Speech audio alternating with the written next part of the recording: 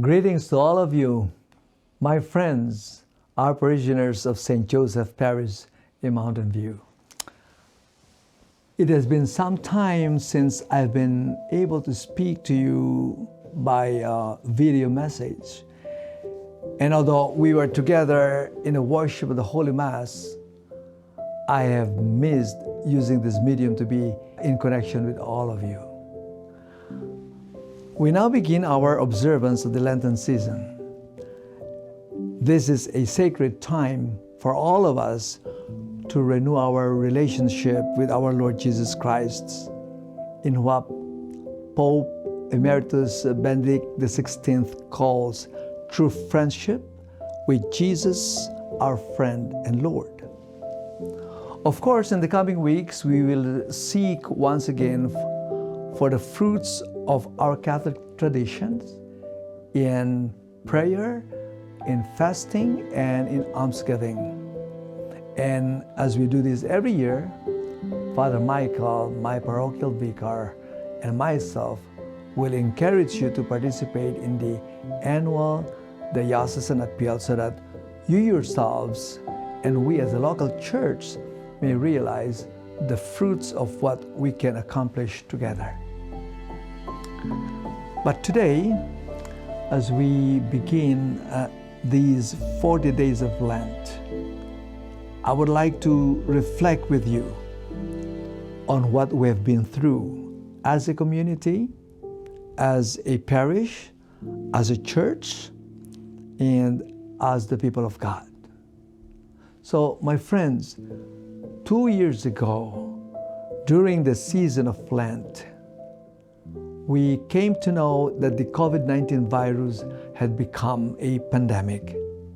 And if you remember, on March 19, 2020, on the solemnity of St. Joseph, our governor issued the stay-at-home order, which was intended to slow the spread of the virus. And we were all disoriented by this. We didn't know what to do, and we had no idea what the impact would be. And you know, I have never in my life as a priest celebrated the sacred Paschal Triduum in such isolation, I tell you. However, we did our best to reach out to our parishioners by putting together our live stream masses. And I remember, and if you remember, I administered no baptisms at the Easter Vigil in 2020. No lay ministers. Father Michael, Father Noel, Father Terry, and myself had to pray the sacred liturgy and offer the holy sacrifice of the Mass without you. And I don't think I had ever felt so alone in my vocation as a priest. And I will never forget how thankful and very, very grateful I am for Father Michael, for Father Terry, and Father Noel, and for our priesthood. That in our vocation, we are held together in our lives, being given to our Lord and to His church. And as your pastor, it is both my obligation and my joy to pray for all of you, which I've done daily since I was appointed to this parish. But during the pandemic, my prayer only deepened in intensity. I was concerned for all of you, but because of the restrictions imposed at the time, all I could do was to pray for you. And sometimes praying is all that we can do.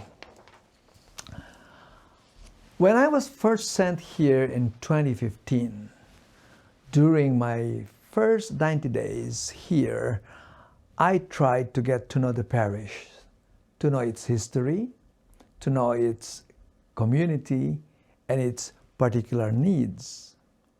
And I identified the three primary areas of focus for our parish life: worship, formation, and encounter. And I like to say WFE. W for worship, F for formation, E for encounter. However, when the construction of our parish site was completed in 2018, we began to move forward with those initiatives.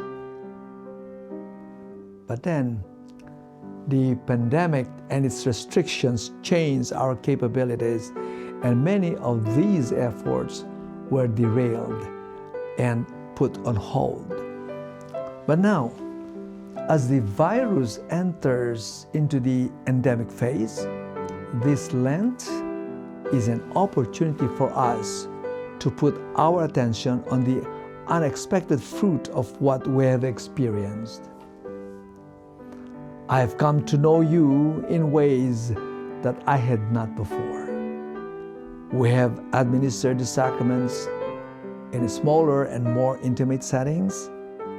Volunteers came forward to allow our parish to have worship outdoors when we needed to, and help us to be in compliance with all the directives in order to allow us to continue to worship. I have spent time with parishioners that I had not had the chance to spend time with before.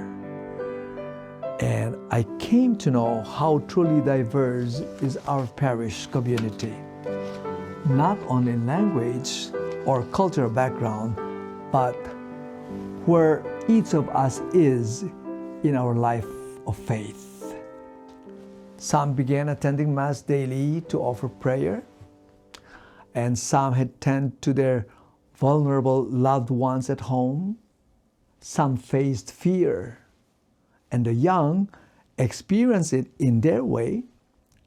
The less young experienced it in their way. And I came to know these things in the pandemic. And when we were able to lay our loved ones to rest, those who had been called home to the Lord during the strictest regulations, I met with a grieving in ways that I had not before. Many of our own parishioners were called to their rest during that time, and I cannot name them all. In due course, as the pandemic dragged on, I myself had to confront the effects of this virus. I am your pastor, and I'm a priest called by the Lord, and by the grace of God I was ordained to the priesthood, to the sacrament of orders. But I am also one of you. We are all part of each other. By the order of our bishop, I was assigned to you, and by the design of our Lord, you were given to me. As these times have given me the chance to renew my calling as a priest, so this Lent gives us the chance to renew our vocation as baptized into the Church of Jesus Christ.